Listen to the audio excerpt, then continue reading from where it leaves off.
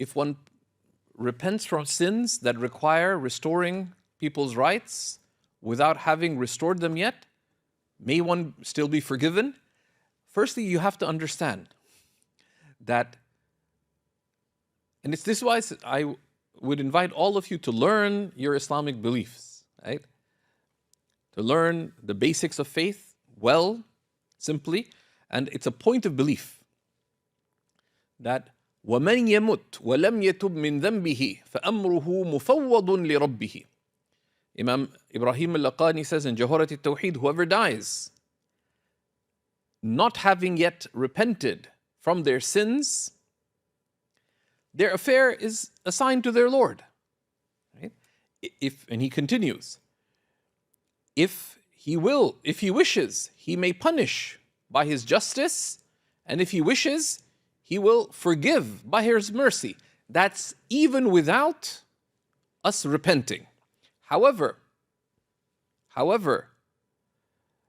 sincere repentance wipes out the sin, and that's a point of belief. It's a هو الذي يقبل التوبة من عبادي. It is He, Allah, who accepts the repentance of His servants. غافر الذنب قابل التوب. He is the forgiver of sins, the acceptor of repentance. And of course, He's also shadid al-iqab. He's also intense in punishment. It's not a joke, right? It's not a free ride. So we should have conviction of that. Now, if you repent from a sin, but it relates to the rights of others, there's two components. Repentance lifts the sin itself. What remains is the right. What remains is the right that was due. And if you make a commitment, right? If you commit to redressing the wrong, you owed someone $10,000. You haven't paid. Now repentance lifts the sin. The right remains. Then your duty is to make the commitment to redress the wrong, and then to take the means to redress the wrong. How do you take the means? For example, by if you can't redress the wrong immediately and directly, you do it gradually. You owe someone money, for example, you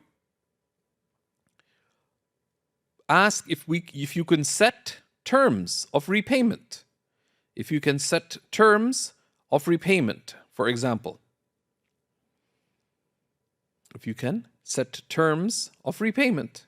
And then if you are taking the means of repaying step by step, then you are of those who have taken the means of redressing that wrong. And you're in the circle of divine mercy, bi'idhnillahi subhanahu wa ta'ala. So that is from the mercy of Allah subhanahu wa ta'ala, that He gives us all these many opportunities. La ilaha illallah Muhammad Rasulullah.